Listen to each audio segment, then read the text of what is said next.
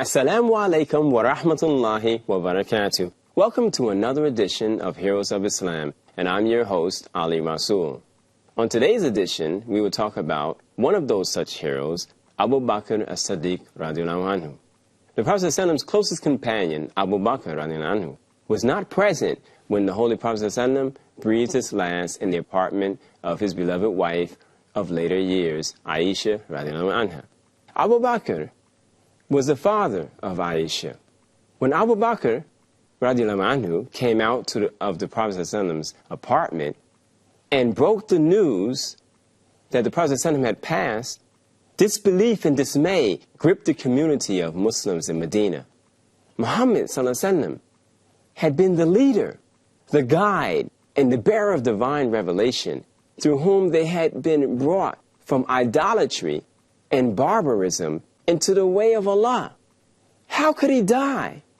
Even Umar, one of the bravest and strongest of the companions of the Prophet Muhammad, lost his composure and drew his sword, in fact, and threatened to kill anyone who said that the Prophet was dead. Abu Bakr gently pushed him aside, ascended the steps of the pulpit, the mimbar, in the masjid, and addressed the people saying, "O people, verily, whoever worshipped Muhammad, behold, Muhammad indeed has passed away. But whoever worships Allah, behold, Allah is alive and will never die." And then he concluded with a verse from the Quran. "And Muhammad is but a messenger. Many messengers have gone before him. If he dies or is killed, will you turn back on your heels?" This is from Al-Quran, Surah Ali Imran, the 3rd Surah, the 144th ayat. On hearing these words, the people were consoled. Despondency gave place to confidence and tranquility. This crucial moment had passed, alhamdulillah. But the Muslim community was now faced with an extremely serious problem, that of choosing a leader. After some discussion among the companions of the Prophet, who had assembled in order to select a leader, it became apparent that no one was better suited for this responsibility than Abu Bakr. Abu Bakr was fairly wealthy, a fairly wealthy merchant, and before he embraced Islam, was a respected citizen of Mecca. He was 3 years younger than the Prophet Muhammad, and some natural affinity drew them together from their earliest childhood. He remained the closest of companions to the Prophet all through the Prophet's life. When Muhammad first invited his closest friends and relatives to Islam, Abu Bakr was among the earliest to accept it. He also persuaded Uthman and Bilal to accept Islam. In the early days of the Prophet's mission, when the handful of Muslims were subjected to relentless persecution and torture, Abu Bakr bore his full share of hardship.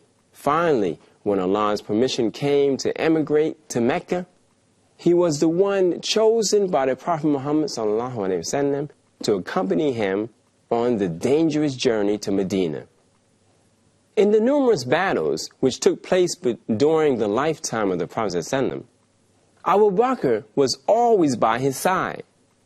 Once he brought all his belongings to the Prophet, who was raising money for the defense of Medina. The Prophet, he asked Abu Bakr, "Well, what did you leave your family?" The reply came, "I left them Allah and His Prophet." Even before Islam, Abu Bakr was known to be a man of upright character and amiable and compassionate in nature. All through his life, he was sensitive to the human sufferings and kind to the poor and the helpless. Even though he was wealthy, he lived very simply and spent his money for charity, for freeing slaves, and for the cause of Islam. He often spent part of the night in supplication and prayer. He shared with his family a cheerful and affectionate home life. Such then was the man upon whom the burden of leadership fell at the most sensitive period in the history of Islam, in the history of the Muslims. As the news of the Prophet's death spread, a number of tribes rebelled and refused to pay zakat, the poor due, saying that this was due only to the Prophet Muhammad. At the same time, a number of impostors claimed that the prophethood belonged to them, that they were prophets after the Prophet.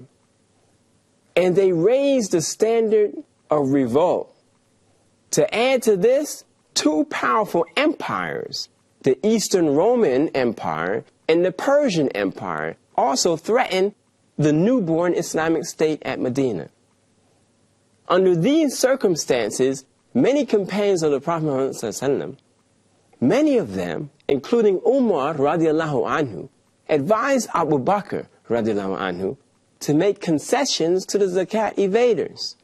At least for a time, the new caliph disagreed. He insisted that the divine law cannot be divided, that there is no distinction between the obligations of zakat and salah, that any compromise with the injunctions of Allah would eventually erode the foundation of Islam. Umar and others were quick to realize their error of judgment. The revolting tribes attacked Medina, but the Muslims were prepared. Abu Bakr anhu himself led the charge, forcing them to retreat. He then made a relentless war on the false claimants to prophethood, most of whom submitted and again professed Islam. The threat from the Roman Empire had actually arisen earlier, during the Prophet's lifetime. The Prophet had organized an army under the command of Usama radiallahu anhu, the son of a freed slave. The army had not gone far when the Prophet Muhammad had fallen ill, so they stopped. After the death of the Prophet Muhammad the question was raised whether the army should be sent again or should remain in the defense of Medina. Again, Abu Bakr radiallahu anhu showed a firm determination. He said, "I shall send Usama's army on its way as ordered by the Prophet Muhammad even if I am left alone."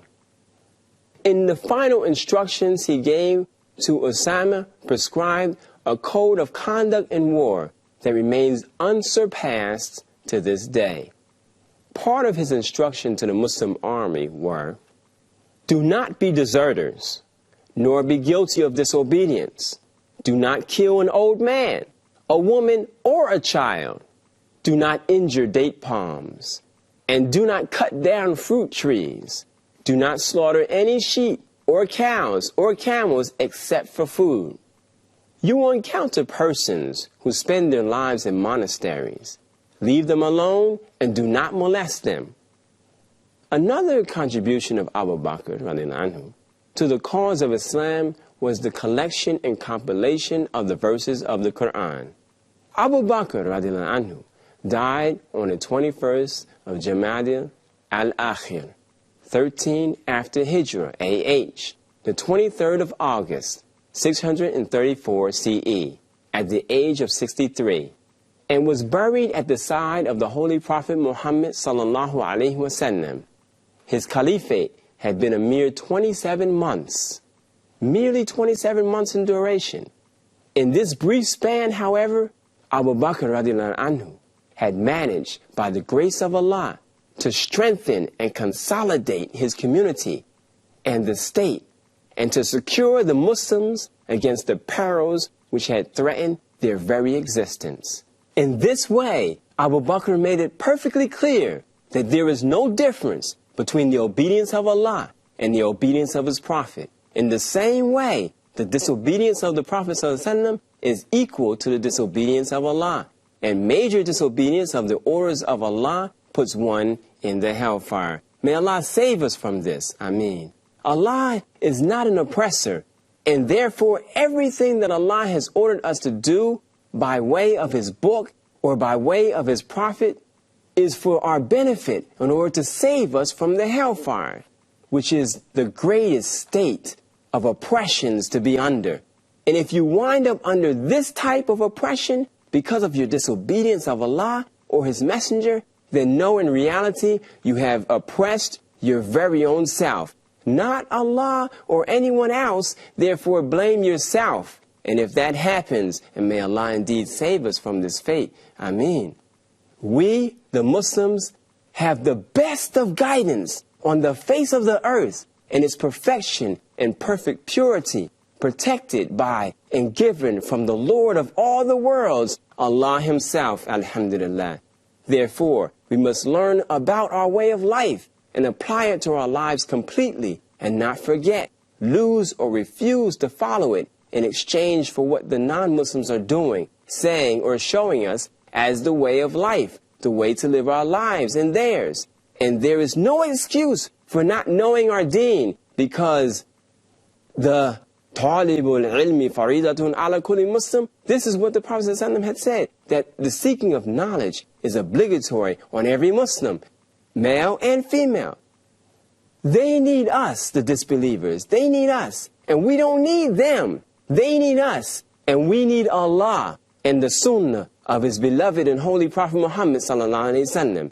Even the technology that they have belongs to us, because it is a gift from Allah to mankind. And if left in their hands, they will only corrupt it and use it for evil, corrupt in un-Islamic purposes. May Allah cause us to return to Islam as was revealed to His holy Prophet ﷺ, and be sincere about it and lead the world back to true success one day, inshallah. Thank you. I've been your host, Ali Rasool, for Heroes of Islam. Assalamu alaikum wa rahmatullahi wa barakatuh.